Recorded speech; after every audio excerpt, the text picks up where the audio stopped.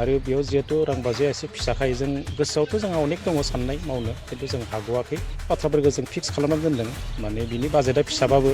जोङो काउन्सिलखौ मालाबाबो फिसा सानाखै बिनि राव हारिमु जौगानाय एबा जोंनि जि आइडेन्टिटि एबा जोंनि जि जौगानाय जों बेयाव मालाबाबो कमप्रमाइज खालामाखै जोङो नैबे काउन्सिलखौ दैदेनलांनायनि बेलायाव एकाउन्टेबिलिटि आरो ट्रेन्सपारेन्सि बेयाव जों मालाबाबो कमप्रमाइज खालामाखै बे थांगासिनो दङ जों गावनो एसे स्ट्रिक्ट खालामनानै लादों बेवहाय जि एसे खामानि जादों बे मोजाङानो जादों खिन्थु बाजेटआ फिसाखाय जोङो हयथ' मोनसे समस्थियाव जों 15 लाख बा 20 लाख बिनि बारा जों खामानि मावनो हायाखै आरो सोलोंथाइनि बेलायाव जोङो आसाम डाउन टाउन इउनिभारसिटिजों थांनाय बोसोरनिफ्रायनो जोङो माखासे पारामेडिकेल नार्सिं हिउमेनिटिस मेनेजमेन्ट दा बेबादि माखासे जोङो लेबरेटरि टेकनिशियान बेफोराव जोङो माखासे जोंनि फरायसाफोरखौ हरनाय जादों थांनाय बोसोर जों 72 स्टुडेन्ट हरदों आरो देग्लायबो जों 50+ स्टुडेन्ट जों हरगोन दा बेयो जों सोलोंथाइनि बेलायाव जों बे खामानिखौ मावदों आरो बेजोंनो लोगोसे जों बिटिआरनि चिफ बिथांखौ खावलायनानै एडुकेसनाव आरोबाव जोङो आगानसे नैबेजों सुरफादेरनो नागिरनाय एपिएससि इउपिएससिनि फ्रि कचिं क्लासखौ होनानै दा बेखायनो जोङो थाद'आखै खिन्थु राव मावजे फिसाखाय जोङो जेसेबां गोसो दंब्लाबो जों मावग'नो हायाखै आसा बरपेटा जिल्ला दुलाराय बर' फरायसा आफादनि बानजायनायाव दिनै गरम बन्दनि बेसेन नाङि फोरोंथाइ बादा बिनि बेखेवनाय लोगोसे बिटिआर सरकारा इउपिएससि एपिएससि जि फ्रि कचिं क्लास बे फ्रि कचिं क्लासखौ गुवाहाटीनि एसपिएम आइएस एकाडेमि आरो दिल्लीयाव इउपिएससिनि थाखाय जि कचिं होबाय थानाय बिनि थाखायबो एसे फरायसाफोरखौ फोरमायनायनि जि मोनसे हाबाफारि बे हाबाफारियाव बाहागो लाफैदोंमोन जोबोद गोसो गुदुङै फरायसाफ्रा बेयाव बाहागो लाफैदों जे फ्रि कचिं क्लास बेखौ गरम बन्दनि बेखौ दुलाराय बर' फरायसा आफादा गोलाव समनिफ्राय लाबोबाय थादों आरो बेजोंनो फरायसाफोरनि गेजेराव जि मोनसे फरायनायनि जा आबहावा आरो गुन गोनां सोलोंथाइ होनायनि गेजेरजों गुन गोनां फरायसा दिहुननो हानाय बे हाबाफारिखौ जों नुगासिनो दङ आरो बेखौ बरपेटा जिल्ला दुलाराय बर' फरायसा आफादा बानजायनायनि थाखाय आं बिथांमोनखौ साबायखर बावदों बेजोंनो लोगोसे जोङो बिटिआरनि चिफ प्रमद बर' बिथांखौ खावलायनाय लेखायै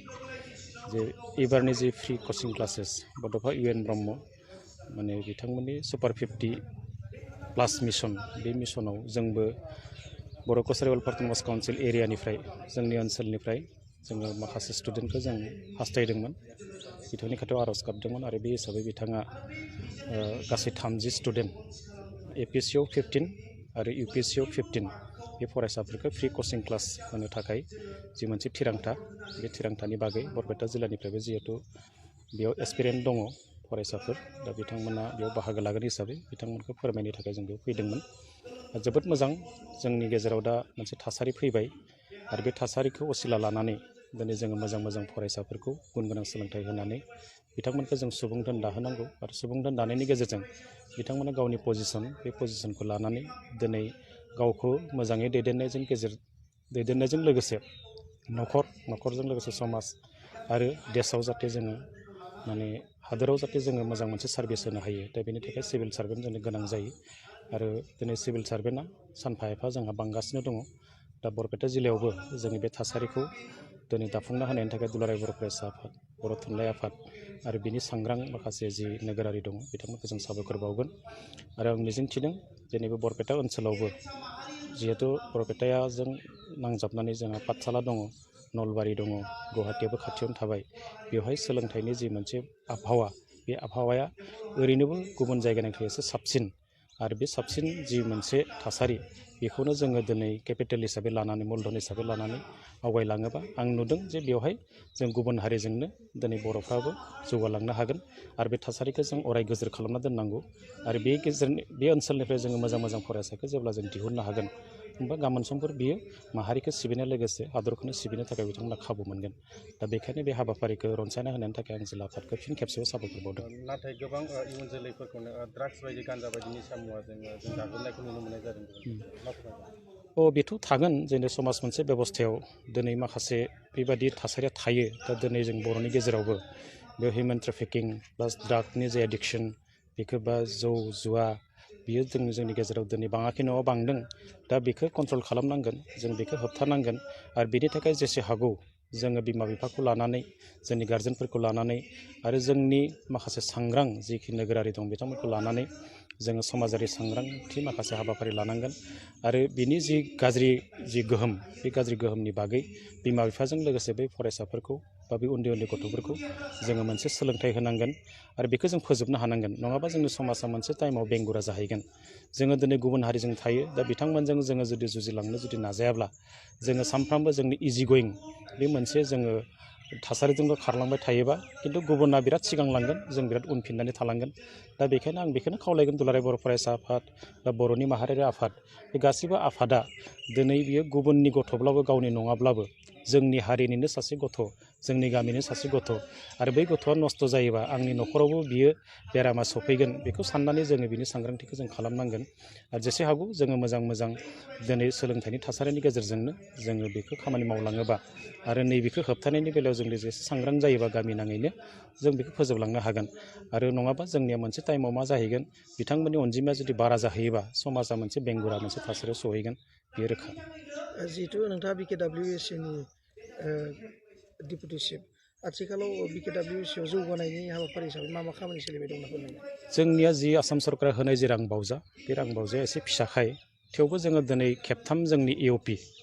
एनुवेल अपारेशन जि प्लानिं जों बेखौ मावखांबाय एबार जों 4 नम्बराव 4 माने जोंनि EOPआव जों हाबबाय दा बेवहायबो जोङो जि हायो जोंनि गामियाव थानाय जि स्कुल दङ गामिनि जि लामा दङ आरो गामियाव थानाय जि जोंनि थानसालिफोर दङ बेखौ जेरै हायो जों मावगासिनो दङ आरो बेयाव जिहेतु रांबावजाया एसे फिसाखाय जों गोसोआवथ' जोंहा अनेक दङ साननाय मावनो खिन्थु जों हाग'वाखै बाथ्राफोरखौ जों फिक्स खालामनानै दोनदों माने बिनि बाजेटआ फिसाबाबो जोङो काउन्सिलखौ मालाबाबो फिसा सानाखै बिनि राव हारिमु जौगानाय एबा जोंनि जि आइडेन्टिटि एबा जोंनि जि जौगानाय जों बेयाव मालाबाबो कमप्रमाइस खालामाखै जोङो नैबे काउन्सिलखौ दैदेनलांनायनि बेलायाव एकाउन्टेबिलिटि आरो ट्रेन्सपारेन्सि बेयाव जों मालाबाबो कमप्रमाइस खालामाखै बेयो थांगासिनो दङ जों गावनो एसे स्ट्रिक्ट खालामनानै लादों बेवहाय जि एसे खामानि जादों बे मोजाङानो जादों खिन्थु बाजेटआ फिसाखाय जोङो हयथ' मोनसे समस्थियाव जों 15 लाख बा 20 लाख बेनि बारा जों खामानि मावनो हायाखै आरो सोलोंथाइनि बेलायाव जोङो आसाम डाउन टाउन इउनिभारसिटिजों थांनाय बोसोरनिफ्रायनो जोङो माखासे पारामेडिकेल नार्सिं हिउमेनिटिस मेनेजमेन्ट दा बेबादि माखासे जोङो लेबरेटरि टेकनिशियान बेफोराव जोङो माखासे जोंनि फरायसाफोरखौ हरनाय जादों थांनाय बोसोर जों 72 स्टुडेन्ट हरदों आरो देग्लायबो जों 50+ स्टुडेन्ट जों हरगोन दा बेयो जों सोलोंथाइनि बेलायाव जों बे खामानिखौ मावदों आरो बेजोंनो लोगोसे जों बिटिआरनि चिफ बिथांखौ खावलायनानै एडुकेसनाव आरोबाव जोङो आगानसे नैबेजों सुरफादेरनो नागिरनो APSC UPSCनि फ्रि कचिं क्लासखौ होनानै दा बेखायनो जोङो थाद'आखै खिन्थु रावबावजाया फिसाखाय जोङो जेसेबां गोसो दंब्लाबो जों मावग'नो हायाखै आसा खालामदों आसाम सरकारा फैगौ समाव बिथांमोना बुंदों इन्टारिम सरकार दा बेखायनो जोङो रांबावजाखौ बिसिमल' होगासिनो दङ नाथाय बेयाव भिलेज नटिफिकेसन जाखांनायनि उनाव जि मोनसे इलेक्सननि प्रसेस फैगोन सांबिधानिक जि मोनसे मर्यादा मोनोबा होमबा जोंनि बर' कसारि वेलफेयार प्रम'शन काउन्सिलाबो जोंनि रायजो राजाया हास्थायनाय लुबैनाय बादिनो जोङो जौगानायनि खामानिखौ मावलांनो हागोन जिहेतु माखासे दैदेनगिरिफोरा बुंदों इलेक्सन जायाखै होननानै नाथाय माब्ला जागोन होननानै बेखौ सोंलु खालामबाय थादों माब्ला जागोन ना बेनो दा जोंना गामिया नटिफाइड जाग्रोनांगोन बिनि उनाव समस्ति निर्धारन खालामनांगोन दा बेयाव जोंनि जिनिखि समस्ति कनस्टिटुयेन्सिस बिनि जि डेलिमिटेसन जागोन बे खामानिया जेब्ला अफिसियेल प्रसेसा जोबगोन बिनि उनावसो इलेक्सननि प्रसेस फैगोन आरो इलेक्सननि प्रसेसनि गेजेरजों जेब्ला इलेक्टेड मोनसे बडि फैगोन होमब्ला जोंनियाव 36+4 बेबादि 40मोन दा बे जोंनि जेब्ला जों बे गासिबो जोङो 40 मेम्बार्सखौ मोननानै जों जेब्ला आबुं BKWSि दाना लानो हागोन बे सांबिधानिक मर्यादा गोनां मोनसे बियो बडि जागोन उखैनाया जोबगोन होननानै फोथायो नामा जितु BKWSनि रायजो मानसिनिथ' गांनाय लुबैनाय गांनाय लुबैनाय बेथ' सिमा गैया बेखौ नों मानसिया जेसेबां मोनबाबो आरो लुबैयो थेवबो जोङो जोंनि राव हारिमु थुनलाइ जोंनि जिखिनि जौगानाय बेजोंनो लोगोसे जोंनि सोलोंथाइनि जोंनि हारिमुनि बे जिनिसफोरखौ जोङो दिनै सानफा एफा मावलांनो हागोन जों बेखौ मिजिंथिनो हायो फारसेथिं BTR फारसेथिं कार्बि आंलंआव थानाय बिथांमोनाबो मोनसे सिक्स' दं हिसाबै बा डिमासाव थानाय बर'फोर आरो बेजों लोगोसे नैबे जोंना बर' कसारि अट'नमास काउन्सिलाव दिनै जोंना